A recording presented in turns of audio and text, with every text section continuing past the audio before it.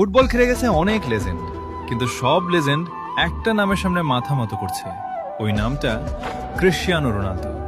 পেলে বলেছেন, রোনালদো সর্বকালের সেরা খেলোয়াড়, ওর মতো অ্যাথলেট আমি দেখি নাই।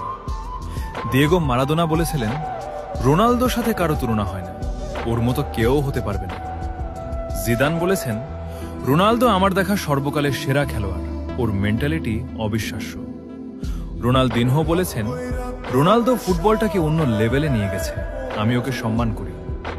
মেসি বলেছেন, রোনালদো কে যে বোঝে না, সে ফুটবলই খেলাই বোঝে না। নেইমার বলেছেন, রোনালদো একজন কিংবদন্তি, তার খেলা দেখলে যে কেউ তার প্রেমে পড়বে।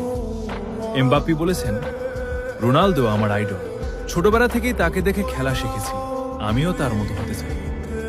কাকা বলেছেন, Ronaldo great of all time god, এবং তার সাথে কারো তুলনা হয় না, সে সর্বকালের সেরা প্লেয়ার। 970-এর বেশি গোল, 5টা ব্যালন ডিওর, 5টা চ্যাম্পিয়ন্স লিগ, এক সিজনের 15টা ট্রফি জয়। নাম্বার না ভাই, নাম্বার তো লেজেন্ডরাই বলতেছে। এই জন্যই ও GOAT, greatest of all time, Cristiano Ronaldo. রোনালদোর সাথে কারো তুলনা হয় না, সে সবার আইডল, সবার অনুপ্রেরণা।